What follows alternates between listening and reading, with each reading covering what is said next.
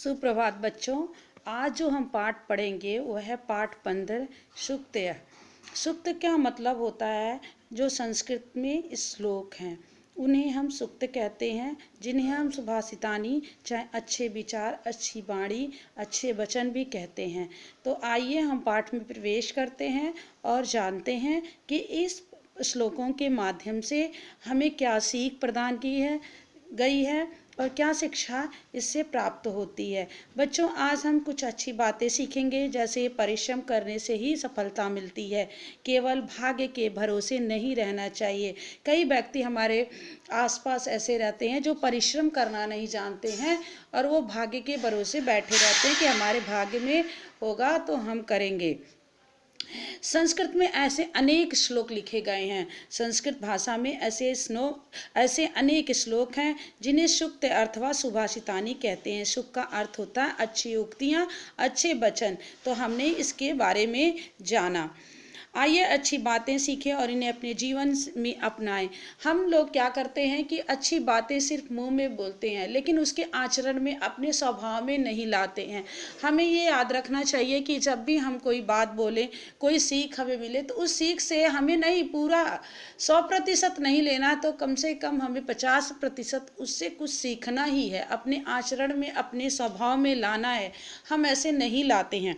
तो आइए हम यहाँ जानें कि पहले श्लोक के माध्यम से हमें क्या सीख प्रदान की गई है, क्या शिक्षा प्राप्त हो रही है।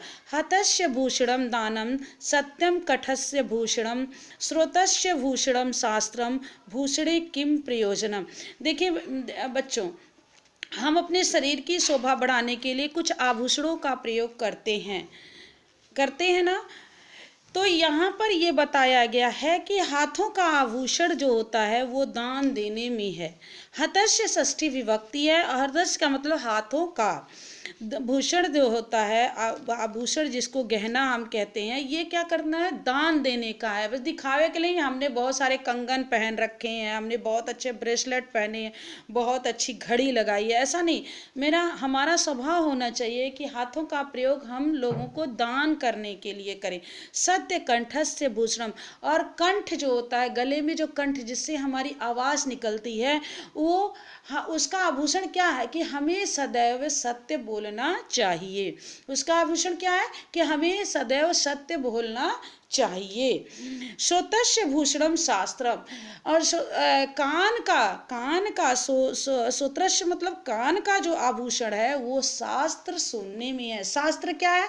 जो है जहाँ पे अच्छी अच्छी बातें लिखी गई हैं, उन बातों का हम अपने जीवन में अनुसरण कर और जीवन पथ पर आगे बढ़ते हैं। तो शास्त्र हमारे क्या कहते हैं, हमें कठिन परिस्थितियों से कैसे निकलना है और कैसे निकल करके हमें अपने लक्ष्य की प्राप्ति करनी है, जीवन में कैसे सफल होना है, ये सारी बातें हमें शास्त्रों के द्वारा प्राप्त होती हैं। तो शास्त्रों में कान का क्या अर्थ होता है कि हम शास्त्र में कही बातों को सुने। भूषणम की अन्य जो आभूषणों के, इसका कोई मतलब नहीं है।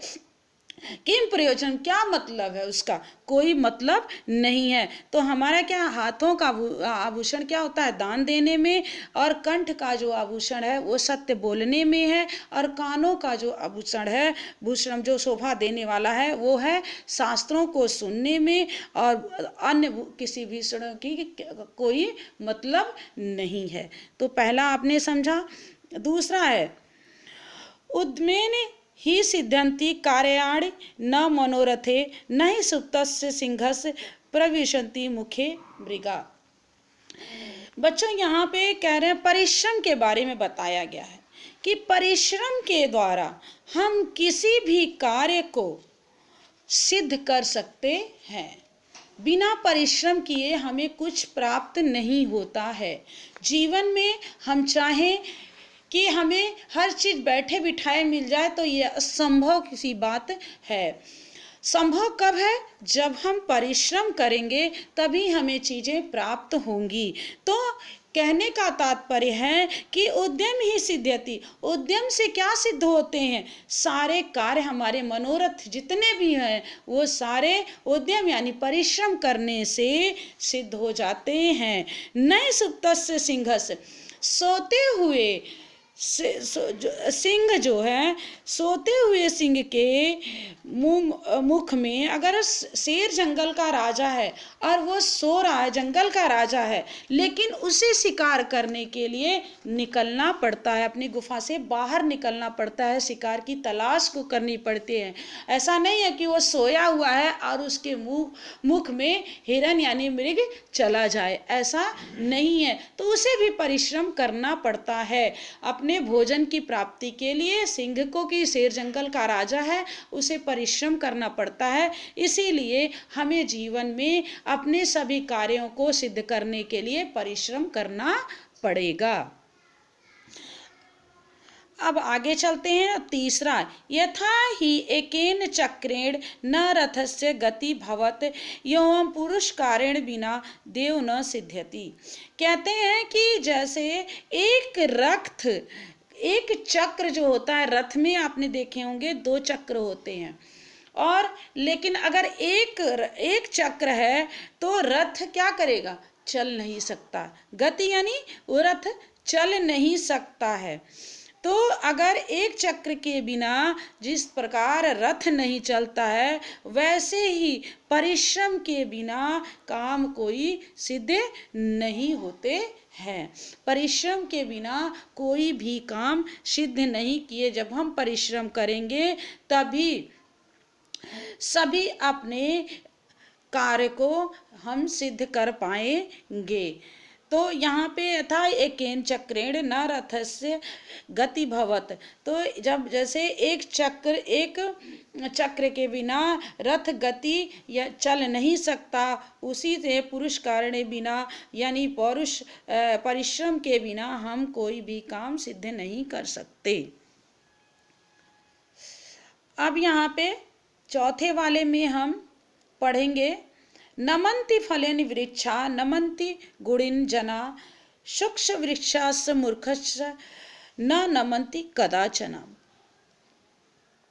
हमेशा हमें नमस्कार किसको करना चाहिए, नमस्कार कैसे किसको करना चाहिए। नमन्ति फलानि वृक्षा, जो हमेशा नमस्कार, जो वृक्ष होते हैं, जो फलदार वृक्ष होते हैं, उनका हमेशा हमें सम्मान आदर और नमस्कार करना चाहिए, क्योंकि वो हमें फल देते हैं। नमन्ति गुणी, और जो गुणवान लोग होते हैं, जो गुणी लोग होते हैं, उन्हें हमें नमस्कार करना चाहिए। उन लोगों को सदैव हमें आदर और सम्मान नमस्कार करना चाहिए, जिनके द्वारा हमें कुछ जीवन में सीख मिलती रहती है, जो हमें अच्छाई के रास्ते पे ले जाते हैं। शुक्ष वृक्षात् मुक्तस्ते, और जो सूखे हुए वृक्ष के जैसे मूर्ख होते हैं, मूर्ख जो होते हैं सूखे हुए वृक्ष की तरह होते हैं, जिसमें कुछ भी फल पत्ता वत्ता कुछ नहीं लगता है, वो सूखा हुआ है। नमन्ति कदाचन, मूर्ख जो होते हैं सूखे हुए वृक्ष, वो कभी भी किसी को भी नमस्कार नहीं करते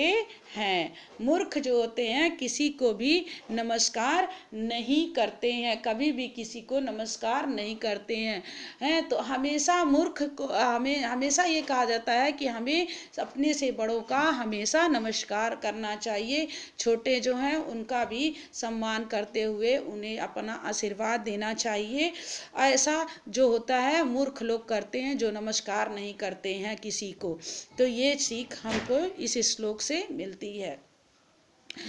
अब जो है जो 5वां है, मक्षिचा बड़ मिच्छन्ति धन मिच्छन्ति पार्थिवा नीचा कला मिच्छन्ति शांत मिच्छी साधवा।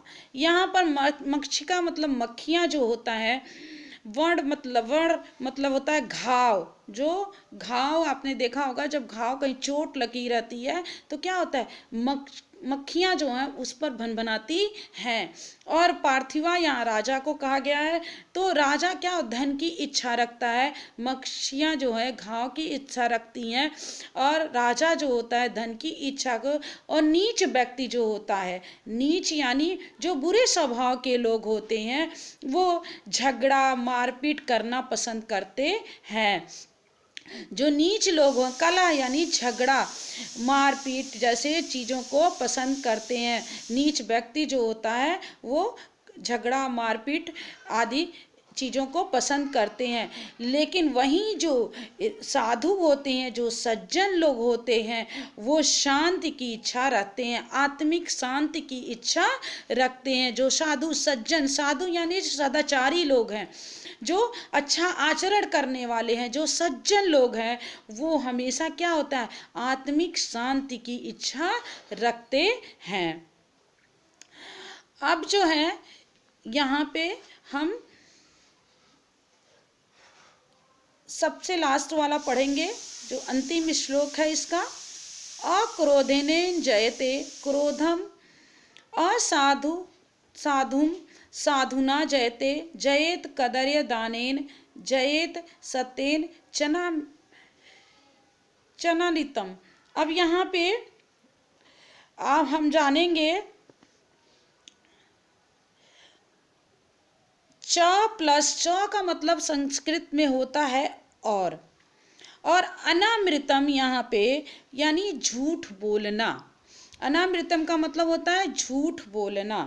अब यहाँ पे कहा गया है क्रोध पर विजय क्रोध न करके ही प्राप्त किया जाता है। जब हम क्रोध करते हैं तो उस पे हम क्रोध को कैसे जीत सकते हैं, बिना क्रोध किए जीत सकते हैं।